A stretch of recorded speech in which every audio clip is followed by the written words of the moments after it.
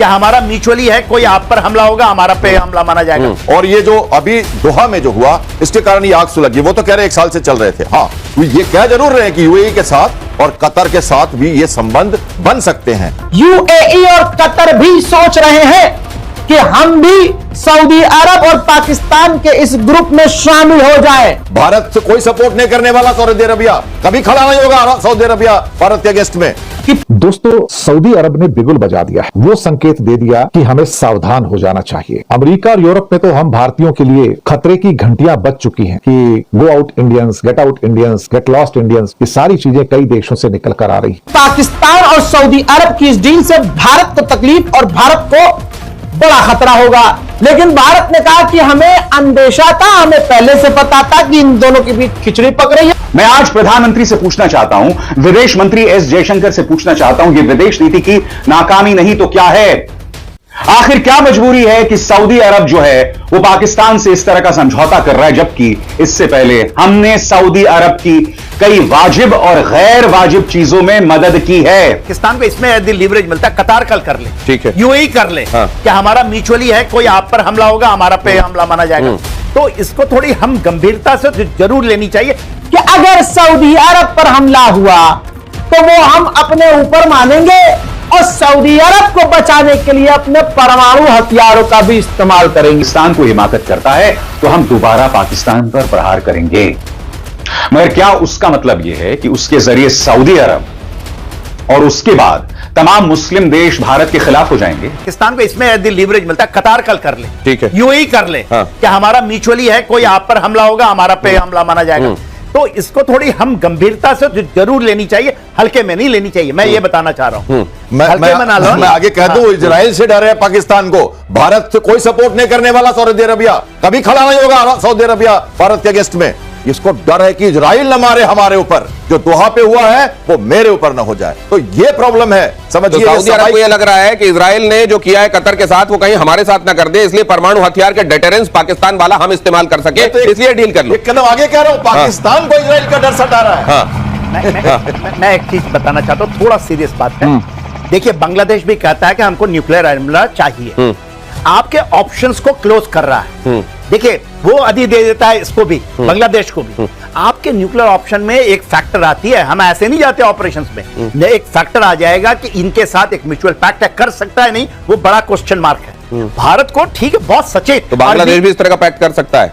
और अगर ये ओपनली कहा है, ओपनली है ये बात। तो ये परमाणु हथियार, वैसे न्यूक्लियर ब्लफ खुद पाकिस्तान का निकाला जा चुका है, तो दूसरों के संदर्भ में इसका कितना चिंता। दोस्तों, सऊदी अरब ने बिगुल बजा दिया है। वो संकेत दे दिया कि हमें सावधान हो जाना चाहिए। अमेरिका और यूरोप में तो हम भारतीयों के लिए खतरे की घंटियां बज चुकी हैं कि go out Indians, get out Indians, get lost Indians, ये सारी चीजें कई देशों से निकल कर आ रही। अभी तक आसरा था कि ऐसी आवाज गल्फ कंट्री से नहीं उठी, लेकिन उसका पहला संकेत आ गया। बड़ा संकेत है, पढ़ सको तो पढ़ो। गल्फ से संकेत क्यों आया? सोचने वाली बात। क्यों आया? विचार करने की बात। पिछले कुछ वर्षों से एक बात तो 100% कंफर्म हो गई थी कि भारत का झुकाव इजराइल की तरफ बहुत ज्यादा होता गया और कई किस्म की कोलैबोरेशंस हुई, बातचीत हुई और हालात इस कदर बिगड़ गए कई बार, या बन गए कुछ लोगों के टाइम को भूल गए। हम सिर्फ नाम के लिए कहते रहे कि हम 2 नेशन थ्योरी में विश्वास रखते हैं, लेकिन हमने कभी भी इजराइल को गजा के अंदर अत्याचार के लिए, जेनोसाइड के लिए, नरसंहार के लिए हमने उसकी आलोचना नहीं की। हमने एक बार भी हमने आलोचना नहीं की कि जो इजराइल कर रहा है वो गलत कर रहा है। हम बस इतना कहते थे कि इजराइल में मानवीय संकट है, वो हल होना चाहिए, लेकिन यह नहीं कहा कि इसके लिए इजराइल जिम्मेदार है। भुखमरी से लोग मर रहे हैं गजा के अंदर, इंडिया कुछ नहीं बोल रहा है, दुनिया देख रही है इसको। कर तो एक्चुअली गल्फ नेशन वाले भी कुछ नहीं रहे पैलेस्टाइन के लिए, सऊदी हो, बहरीन हो, यूएई हो, कतर हो या बाकी लोग, वो भी कुछ नहीं कर रहे हैं। कतर वाले थोड़ी बहुत बातचीत कर लेते हैं, लेकिन कतर वाले तो पूरे अमेरिकन हैं, वो तो गल्फ वाले भी नहीं हैं। ये ठीक है कि पिछले कुछ समय में हमारा गल्फ के साथ ट्रेड बढ़ गया थोड़ा सा, लेकिन ट्रेड के साथ शक भी बढ़ गया कि क्या इंडिया के साथ भरोसा किया जा सकता है।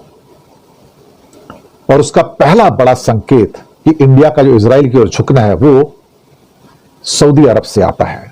सबसे रिच, सबसे पावरफुल, ओआईसी का चीफ भी कह सकते हो, और सऊदी अरेबिया को अनक्राउंड किंग कहा जाता है मुस्लिम वर्ल्ड का। अनक्राउंड किंग, मक्का मदीना भी है वहां पर और पैसा भी बहुत ज्यादा है। इस बात की कुल बुलाहट थी उनके अंदर कि इंडिया धीरे धीरे धीरे धीरे इजराइल की ओर जा चुका है, तो उस पर भरोसा नहीं किया जा सकता। तो क्या इंडियंस पर भरोसा किया जाए? 26 लाख इंडियन हिंदुस्तानी सऊदी अरब में काम करते हैं। 90 लाख इंडियन अप्रॉक्सीमेटली पूरे गल्फ में काम करते हैं और अच्छे खासे पैसे भेजते हैं। $50 बिलियन से ज्यादा पैसे गल्फ से हर साल रेमिटेंस के रूप में इंडिया के पास आते हैं। ये इंडिया की इकोनॉमी की बैकबोन है। अगर हमारे पास ये $125 बिलियन की रेमिटेंस ना आए तो हम तो लूट जाएंगे भाई साहब, बर्बाद हो जाएंगे। मैं आपको बताऊं, क्योंकि हम तो बाकी चीजों में तो ऑलरेडी हम माइनस में जा रहे हैं, गुड्स में माइनस में है, थोड़ा बहुत सर्विसेज में प्लस में है। तो ये सब चीजें हैं यहां पर। लेकिन 26 लाख भारतीय इस समय उनके ऊपर अब तलवार लटकनी शुरू हो गई है। 2023 और 2024 के बीच में करीब 2 लाख इंडियन वर्कर्स बढ़ गए। मोदी जी ने 3 बार वहां का टूर किया सऊदी का, उनको सर्वोच्च सम्मान भी मिला, ऐसी बात नहीं है उसका। लेकिन वो जो एक माइंड में एक गंठी थी ना, एक गांठ बंधी हुई थी, वो गई नहीं। और अल्टीमेटली सऊदी और पाकिस्तान की डील ने यह बता दिया कि भाई सऊदी किसके साथ खड़ा है।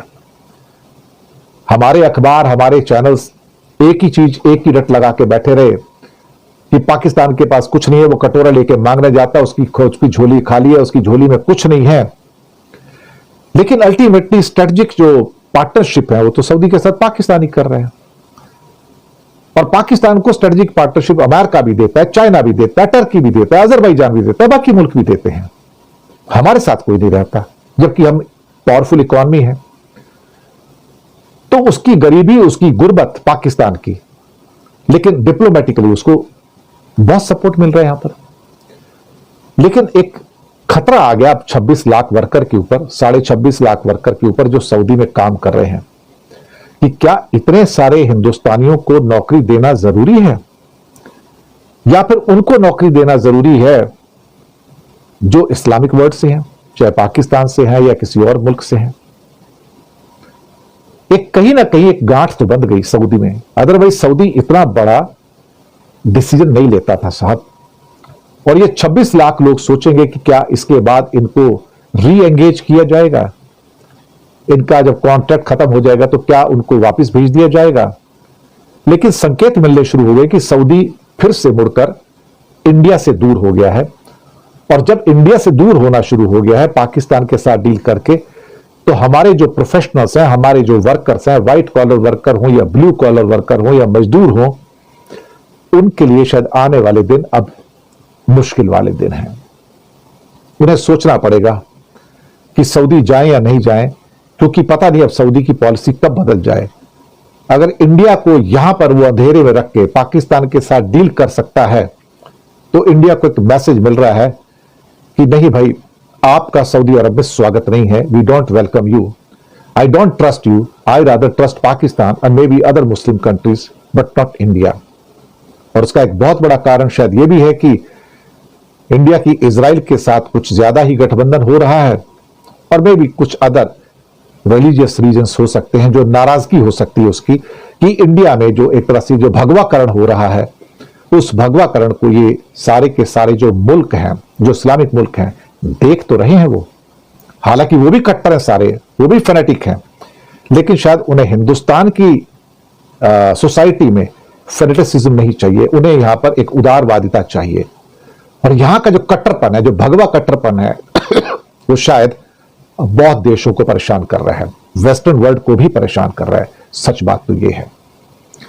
मुझे लगता है कि गल्फ के अंदर जो 90 लाख वर्कर हैं, उनके लिए भी खतरे की घंटियां, यानी कि वार्निंग किया जाना चाहिए, दूसरी बात है। लेकिन बांग्लादेश भी इसका फायदा उठा सकता है। और यूएई और कतर भी सोच रहे हैं कि हम भी सऊदी अरब और पाकिस्तान के इस ग्रुप में शामिल हो जाएं। तो जी हां मुसलमानों, यह है इस्लामिक सेना की शुरुआत। अरब सेना की, मुस्लिम सेना की शुरुआत, ये डिफेंस का पूरा सर्कल बन जाए तो अरब देश और मुस्लिम देश काफी मजबूत होंगे।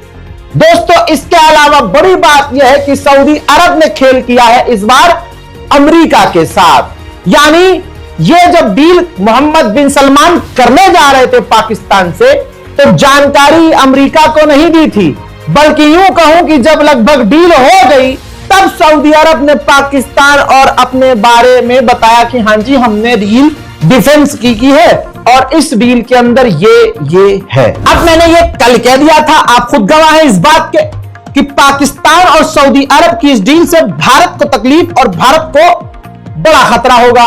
लेकिन भारत ने कहा कि हमें अंदेशा था, हमें पहले से पता था कि इन दोनों के बीच खिचड़ी पक रही है, ऐसी डील होने वाली है। फिलहाल हम रिव्यू कर रहे हैं, हालात देख रहे हैं और आगे हम अपने आप को बचाने के लिए हर संभव कदम उठाएंगे। वहीं जीसीसी गल्फ कॉरपोरेशन काउंसिल की भी हो रही है साथ में मीटिंग। लगभग वो मीटिंग हो चुकी है जिसमें तमाम अरब देश राजी हो गए हैं कि हम अपने अपने देशों से जो इंटेलिजेंस है एक दूसरे से शेयर करेंगे और ज्यादा शेयर करेंगे।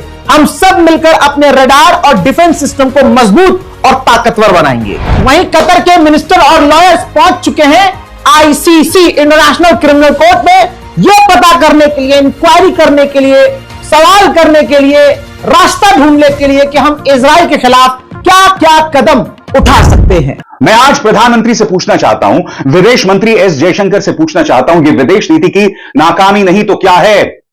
आखिर क्या मजबूरी है कि सऊदी अरब जो है वो पाकिस्तान से इस तरह का समझौता कर रहा है, जबकि इससे पहले हमने सऊदी अरब की कई वाजिब और गैर वाजिब चीजों में मदद की है। मैं फिर आपसे पूछना चाहता हूं, आखिर सऊदी अरब ने पाकिस्तान के साथ यह समझौता क्यों किया? पाकिस्तान को हिमाकत करता है तो हम दोबारा पाकिस्तान पर प्रहार करेंगे, मगर क्या उसका मतलब यह है कि उसके जरिए सऊदी अरब और उसके बाद तमाम मुस्लिम देश भारत के खिलाफ हो जाएंगे? भाई, यह सवाल उठना चाहिए ना। अगर पाकिस्तान और सऊदी अरब के बीच में यह डील इसराइल को लेकर हुई है तो मैं बहुत ही शालीनता से एक बात कहना चाहता हूं। इसराइल ने गजा में 65,000 लोग मार दिए, ईरान पर हमला किया, सीरिया पर हमला किया, मगर ये जो मुस्लिम देश हैं इनमें इतनी सी भी हिम्मत नहीं हुई इसराइल का जवाब देने की, क्योंकि ये लोग खुद इतने स्वार्थी हैं। आपको क्या लगता है जॉर्डन, टर्की, सऊदी अरब, ये लोग ईरान की मदद करने आएंगे? 65,000 बेकसूर जो मारे गए उनकी मदद करने आएंगे? अरे ये वो पाकिस्तान है जिसने डोनाल्ड ट्रंप के नाम की सिफारिश नोबेल शांति पुरस्कार के लिए किया है, नोबेल पीस प्राइज के लिए किया है। और दूसरा देश जो ये कर रहा है वो इसराइल है, यानी इसराइल और पाकिस्तान बराबर है। यानी कि दोहरे मापदंड इन मुस्लिम देशों में साफ तौर पर दिखाई देते हैं। तो सबसे बड़ी बात, ये जो डिफेंस डील हुई है, अगर मैं उस पर इंडिविजुअली कमेंट करूं, यानी अलहदगी से कमेंट करूं, तो मुझे परवाह नहीं है। पाकिस्तान अब अपने परमाणु हथियारों के दम पर अरब दुनिया को सिक्योरिटी देने की डील कर रहा है। पाकिस्तान और सऊदी अरब के बीच डिफेंस डील हुई है। सऊदी अरब के क्राउन प्रिंस मोहम्मद बिन सलमान और पाकिस्तानी प्रधानमंत्री शहबाज शरीफ ने खास रक्षा समझौते पर साइन किया है। इस डिफेंस डील की इतनी चर्चा इसलिए है क्योंकि इसमें परमाणु गारंटी वाला एंगल है। डील के मुताबिक अगर सऊदी अरब पर हमला हुआ तो इसे पाकिस्तान पर हमला माना जाएगा, जिसमें जरूरत पड़ने पर पाकिस्तान के परमाणु हथियारों का इस्तेमाल किया जा सकता है। यानी एक तरह से पाकिस्तान ने सऊदी अरब को परमाणु बम वाली गारंटी दे दी है। इस डिफेंस डील के लिए पाकिस्तान के प्रधानमंत्री शहबाज शरीफ और फील्ड मार्शल मुनीर दोनों सऊदी अरब पहुंचे थे, जहां पाकिस्तान और सऊदी अरब के बीच म्यूचुअल डिफेंस पैक्ट हुआ, जिसके मुताबिक अगर किसी एक देश पर हमला हुआ तो उसे दोनों देशों पर हमला माना जाएगा। किसी भी तीसरे देश की आक्रामकता का सामना अब पाकिस्तान और सऊदी अरब मिलकर करेंगे। एक जॉइंट स्टेटमेंट में कहा गया है कि समझौता दोनों देशों की सुरक्षा बढ़ाने के लिए है और किसी खास देश या घटना के खिलाफ नहीं। लेकिन सबसे खास बात यह है कि जरूरत पड़ने पर पाकिस्तान के परमाणु हथियारों का इस्तेमाल भी हो सकता है। पाकिस्तान और सऊदी के बीच हुआ यह सिर्फ एक सैन्य समझौता है या इसके पीछे कोई बड़ा एजेंडा है? इस सवाल का जवाब तलाशने के लिए पिछले कुछ दिनों में हुए घटनाक्रम पर गौर करना होगा। इजराइल ने 9 सितंबर को कतर की राजधानी दोहा में हमास चीफ खलील अल हाया को निशाना बनाकर हमला किया। इस हमले में 6 लोगों की मौत हो गई, जिसके बाद 14 सितंबर को दोहा में इस्लामिक देशों की इमरजेंसी बैठक हुई, जहां पाकिस्तान ने नेटो की तर्ज पर एक संयुक्त इस्लामिक आर्मी बनाने का प्रस्ताव रखा।